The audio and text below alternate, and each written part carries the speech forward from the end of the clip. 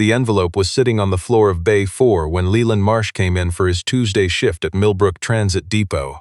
Not on a seat, not tucked under an armrest, on the floor propped against the base of the driver's partition, sealed and heavy in a way that made clear something substantial was inside.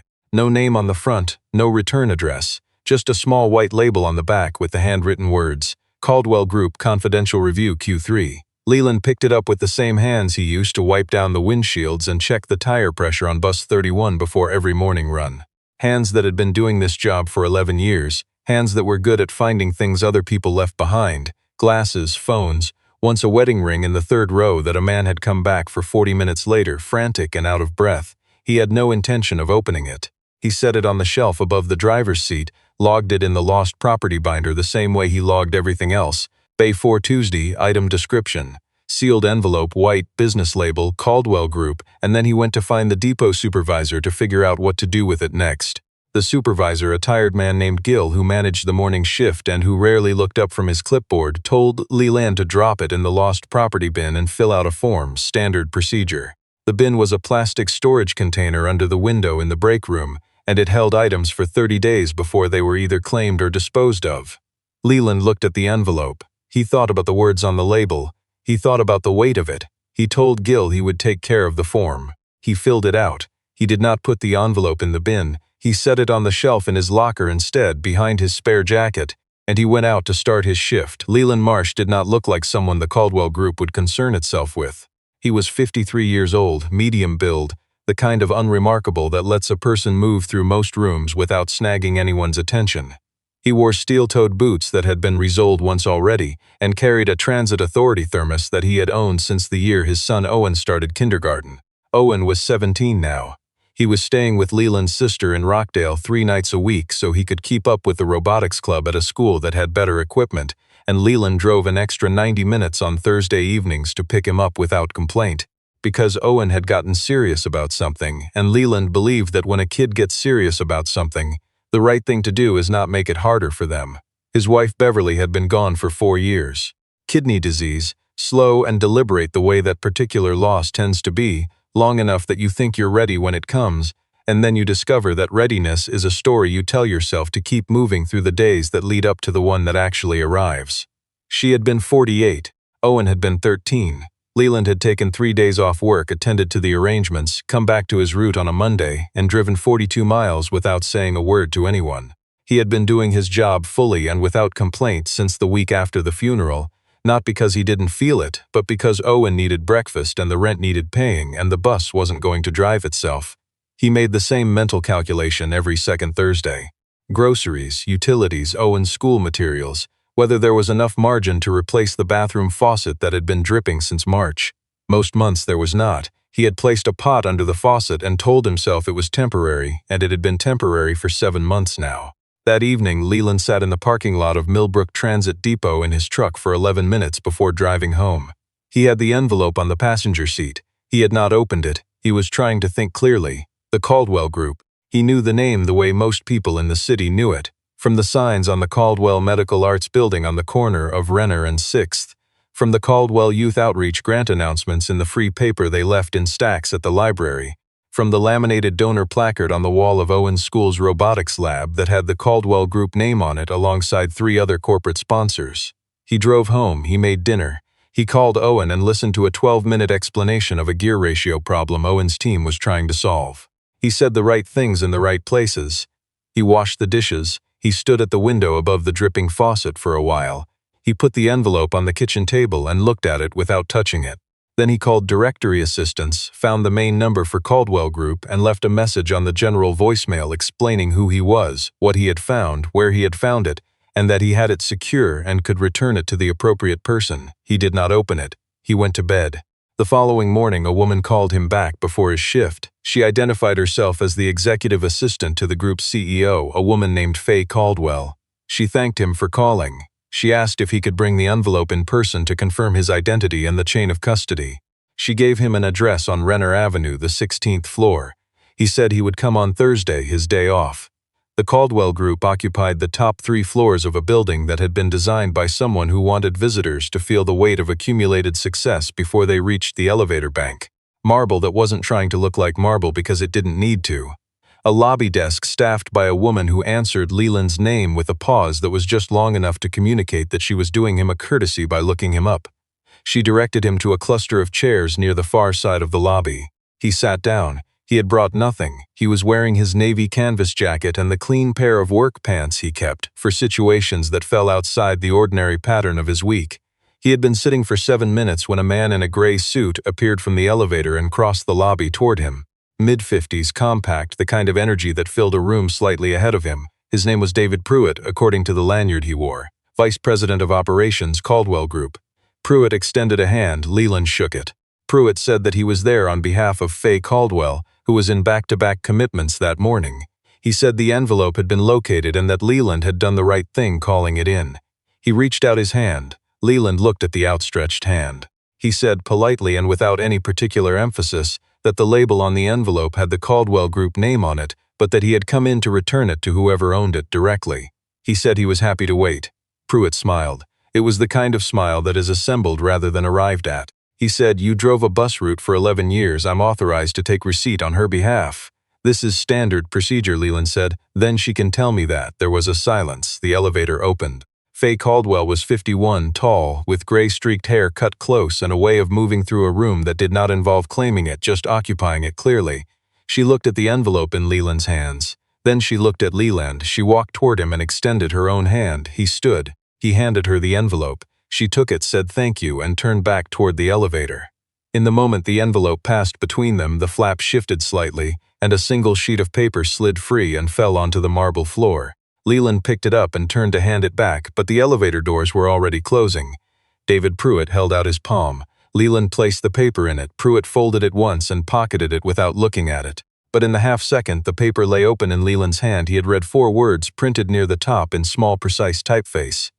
Diversion Summary, Pruitt Authorization. He walked out of the building. He stood on the sidewalk on Renner Avenue. He watched a delivery truck ease into a loading zone across the street. A woman walked past him with a coffee in one hand and a bag over her shoulder ordinary morning. He caught the crosstown bus back to the depot. On the ride he sat in the back and said nothing and looked at the city going past outside the window. He was not supposed to have seen those 4 words. He knew that. He also knew that 2 nights before, when the envelope was sitting on his kitchen table, he had not opened it. He wanted to be clear about that to himself. He had not opened it. But the envelope had been lightly sealed, and the flap had lifted slightly in the warm air of the kitchen, and when he had reached to press it back down, he had seen the edge of the top page inside. And human eyes do not have a setting for selective blindness. A column of figures. A line that read Restricted Fund Reallocation. Below that, in a different hand in ink, not board approved, DP signed off. He had pressed the flap back down. He had gone to bed. He had thought about the Caldwell youth outreach programs he had seen mentioned in the paper. He had thought about the robotics lab placard at Owen's school. He had thought about DP David Pruitt. He had told himself it was not his business. He was a bus driver. He had a son. He had managed, barely and without complaint, to keep things upright, and he was not going to throw that into traffic over something he had seen by accident in an envelope that had not been his to open. But that crosstown bus, riding back to the depot, he was not able to stop thinking about one specific thing. 4 years ago, when Beverly was in her last 3 months at Millbrook General, a hospital social worker had pulled him aside on a Tuesday afternoon and told him quietly that a gap in the third-party billing coverage, a gap that would have required Leland to come up with $9,400 within 30 days or begin the process of debt arrangement, had been covered by a grant allocation from a private foundation. The social worker had said the name. She had said, Caldwell Group Youth and Family Support Fund. Leland had stood in the hallway outside Beverly's room and looked at the linoleum floor for a moment and then said thank you, and gone back in to sit beside her. He had never mentioned it to Owen. He had thought about it sometimes, the way you think about things you can't pay back, quietly and in the corners of other thoughts. DP signed off, not board approved. He stared at the seat back in front of him on the bus and felt something settle in him the way a decision settles when it has already been made and you are simply catching up to it. 2 days passed. Leland drove his routes, logged his hours, replaced a cracked side mirror on bus 18, filed his Thursday overtime form. Owen called to say his team had solved the gear ratio problem and were moving on to the chassis. Leland said that was excellent and meant it. On Friday afternoon, a man appeared in the depot parking lot just as Leland was finishing his post-shift walk-around of bus 31. He was not in a suit. He was wearing a plain dark jacket and chinos and looked like someone who had dressed to pass without comment. Leland recognized him before he spoke. David Pruitt sat down on the concrete parking barrier near the front of the bus and waited until Leland had finished his checklist and set the clipboard down. Then he said, without preamble, "What did you see?" The question was calm. That was the most deliberate part of it. Leland said, "I returned an envelope." "That's the whole thing." Pruitt looked at him without blinking. He reached into his jacket and produced a plain white envelope, smaller this time, and set it on the concrete barrier between them. He said, $20,000 for your household, for your son's education, no conditions, no paperwork, no conversation after this one. Leland looked at the envelope. He looked at Pruitt. He did not pick it up. Pruitt waited. Then in a quieter register, he mentioned the name of Owen's school. He mentioned the Thursday pickup schedule, the robotics program, the fact that Leland's sister lived off Route 9 in Rockdale. He said none of this in a raised voice. He recited it the way a person recites facts they have taken the trouble to confirm, to demonstrate that the trouble has been taken.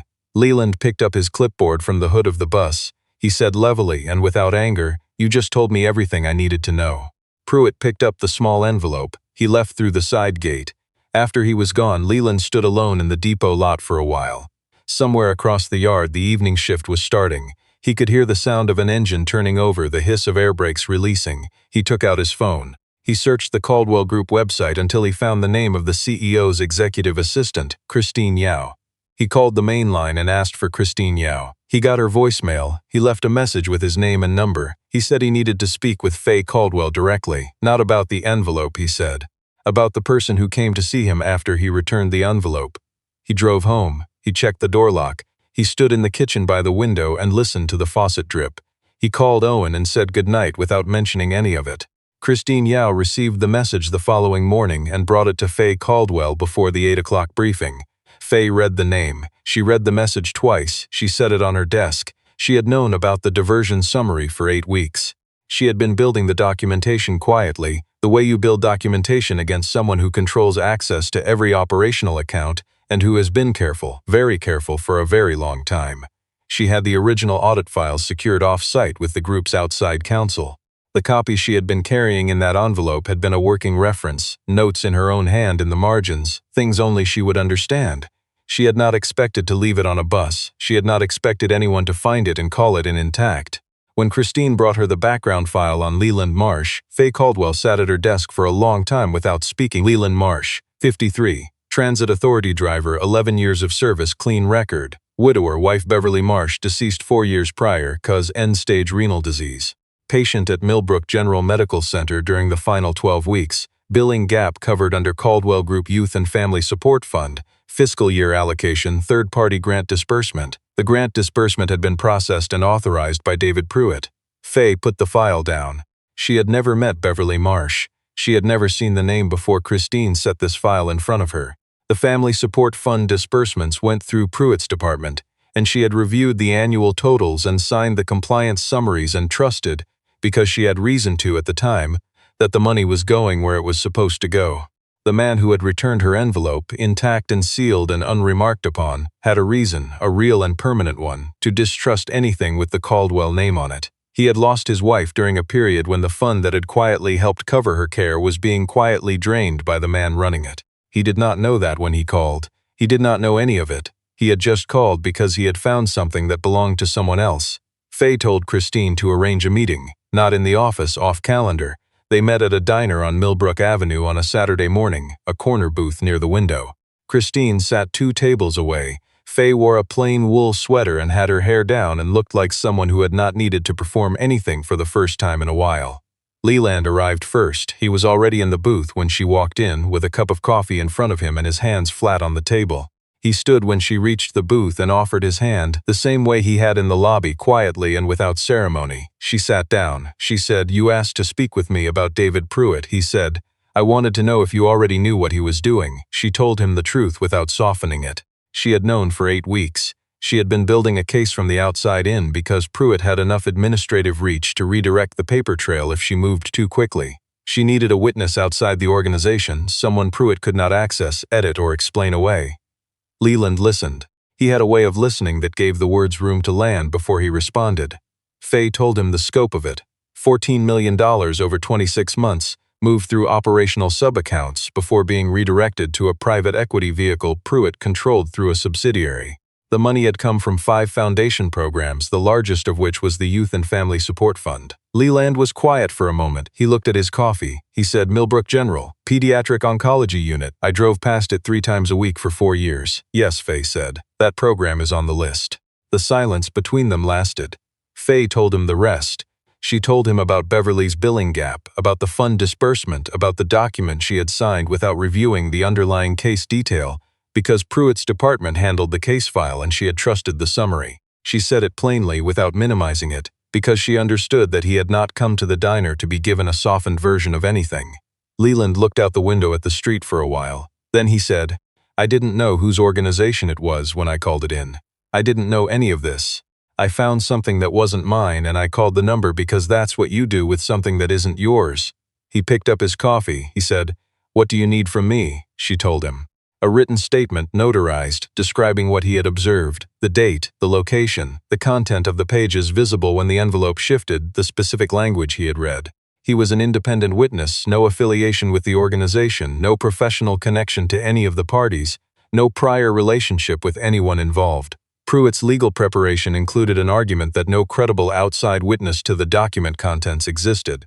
Leland's statement would remove that argument before it could be deployed. Leland nodded. He said he would do it. She asked if he wanted to know why she was asking someone in his position, given everything, to help protect something the Caldwell Group had put his family through. He thought for a moment. He said, "Because it's not about the organization. It's about $14 million and the programs it came from. I didn't need you to have been perfect. I just needed you to be the one fixing it." Faye Caldwell did not look away. She was quiet for longer than the sentence required. The statement took 2 days to complete with the outside counsel's team. Leland sat in a conference room on a Wednesday afternoon with his jacket over the back of the chair and answered every question in sequence, directly, without elaboration. He described what he had seen and only what he had seen. The position of the envelope, the condition of the seal, the way the flap had shifted, the specific text visible on the exposed page. He did not interpret, he did not characterize. He stated what had been in front of him and stopped. Pruitt's legal team filed an objection the following week, arguing that the witness had exceeded the lawful scope of observation for found property. The argument was detailed and technically precise, and would have introduced meaningful procedural difficulty if it had been the only obstacle David Pruitt was facing. It was not. The Caldwell Group Board convened an emergency session at 9 in the morning in a conference room on the 16th floor with a view of the city's east side and the gray steel bridge that ran above the river. 12 board members. Pruitt sat on the right side of the table, flanked by 2 attorneys. He was composed. He had the look of a man who had prepared for multiple outcomes and believed still that the arithmetic was in his favor. Leland sat in the witness chair at the near end of the table. It brought nothing to hold. Pruitt's attorney spoke first. He said the witness before the board had no professional standing in financial matters, no relevant credentials, no context for interpreting what he claimed to have observed, and that his statement should be weighted accordingly. Leland turned toward him and said, in the same level tone he used for everything, "I don't need credentials to read 4 words. I just need to know how to read." A board member at the far end of the table set down her pen. Faye Caldwell presented the evidence in sequence. First, the complete internal audit certified by the outside firm. Second, the transfer authorization records for all 91 transactions in the 26-month period, each one bearing Pruitt's digital signature and a secondary code issued exclusively through his operational login. Third and last, a set of internal communications retrieved from the backup server archive, 1 email, sent by David Pruitt to an external financial contact 4 days before the envelope had been left on bus 31. Subject line, account reconciliation. Final line, close the secondary files by end of week. The board chair printed the email and placed a copy in front of David Pruitt. Pruitt did not speak. His lead attorney began a sentence and did not finish it. The board chair asked Pruitt to step out of the room while the independent audit committee began its formal review. 2 of the building's security staff positioned themselves at the conference room door. Pruitt walked the length of the table toward the exit. He passed Leland's chair without stopping. He did not look at him. He did not say anything. The door closed behind him with a sound that was not loud at all. By early afternoon, the story was moving. The headline that traveled fastest read, "Caldwell Group VP arrested in $14M fund diversion scheme." By evening, the full list of affected programs had been confirmed. 5 youth and community health initiatives across the city, two of which had reduced services in the prior fiscal year due to what they had been told were foundation budget adjustments. Leland's name appeared in the coverage before he knew it would. A reporter found him the following morning in the depot lot while he was doing his pre-shift check on bus 31. He said he had nothing to add to what was already in the record. The reporter asked if he thought of himself as a whistleblower. He thought about that for a moment and said he had found something on a bus and told the truth when asked. Then he climbed up into the cab and pulled the door shut and drove his route. Owen called that evening. He had seen a news alert on his phone during lunch. He said, "Dad, that's you." Leland said, "It's mostly the lawyers and the accountants." Owen was quiet for a moment, then he said, "You didn't keep the money they offered you." "No," Leland said. "How come?" "Because it wasn't offered clean. There's a difference between a gift and a price." Owen thought about that. He said, "Is that why you did the whole thing, because of Mom?" Leland was standing in his kitchen. The faucet was dripping. He looked at it. He said, "I did it because I found something that needed to go back to the right person. Everything else is just what was already true before I found it." Faye Caldwell released a statement the following day. She announced a full independent audit of all Caldwell Group accounts going back 7 years, an immediate restructuring of the board's Financial Oversight Committee, and the complete restoration of all $14 million to the 5 affected programs, with an additional 10% allocation to offset the service gaps the shortfalls had caused. The Youth and Family Support Fund was listed among the programs for restoration. Among the programs listed was the Patient Assistance Initiative at Millbrook General Medical Center, from which $2,100,000 had been redirected under Pruitt's authorization scheme over the prior 2 years. Leland read the statement on his phone in the depot break room during the Thursday afternoon shift change. He read it twice. He set his phone down and drank the rest of his coffee. 3 weeks later, Faye Caldwell came to the depot. Christine Yao was not with her. She drove herself and parked in the visitor lot and found Leland in the maintenance bay near the end of his shift, reattaching the grab rail on bus 18 that had been working loose for a week. She waited until he had finished and set the wrench down. She said, "I signed documents I should have read more carefully. David's department handled the family support disbursements, and I reviewed the summaries and signed the compliance forms, and I did not look at the individual case files. I did not ask for names." Leland set the wrench on the tool shelf. She said, "When Christine pulled your file, I read the case record in full for the first time. I read Beverly's name. I read Owen's age at the time of her death." Leland was quiet. She said, "I know that what I'm saying to you doesn't repair anything. I'm saying it because you deserve to hear it said plainly, not because it changes what happened." He looked at her for a moment. He said, "I called in that envelope before I knew any of this, before I knew it was your organization, before I knew about my wife's billing gap. I did it because I found something that didn't belong on a bus." He picked up his thermos from the shelf above the tool bench. He said, "I'm not telling you that so you'll feel better about anything. I'm telling you so you understand why I'm still willing to have this conversation." She nodded once. She said she understood. Then she said she wanted to ask him one thing. Not for himself, she clarified. She understood what his answer to that would be. She said she wanted to know what mattered. He didn't think about it for long. He said, "The Family Support Fund, make it permanent, not a line item that adjusts with the fiscal year. A condition of the Foundation's operational charter. There are people in this city counting on it who have no margin for it to disappear." She said she would see to it. He believed her. The leaves came back slowly, the way they do when you have stopped paying attention and then notice all at once that the trees are different than they were 2 weeks ago. By April, the elm along the south side of the depot fence had gone fully green. Leland drove the same routes. He refilled his thermos before the first run and logged his hours and did the job the way he had always done it, completely and without performance. In March, the depot supervisor informed him that he had been put forward for senior route coordinator, a position that had opened when the previous coordinator retired at the end of February. The pay increase was modest. He used the first extra paycheck to replace the bathroom faucet. Owen's robotics team placed second in the regional competition. Leland drove 4 hours each way and stood in a gymnasium with other parents, and watched his son's machine do the thing it had been designed to do. And the noise in the room when it worked correctly was a good sound, one of the better sounds he could remember from the previous several years. One afternoon in early April, Leland found a small envelope on the step outside his front door when he came home from his shift. No postmark, no return address. Inside was a single card with a clean border and no letterhead. It said in typed text, "For the man who does the right thing before he knows what it will cost him." There was no signature. He held the card for a moment, turned it over once, and then set it on the kitchen counter next to his keys. He thought he knew who had sent it. He did not follow up. Some things do not need to be confirmed to be understood. That evening, he called Owen. He listened to 20 minutes about the next competition and the modifications the team was planning, and a disagreement about bracket placement that had apparently been ongoing for 2 weeks. He said the right things in the right places. He said goodnight.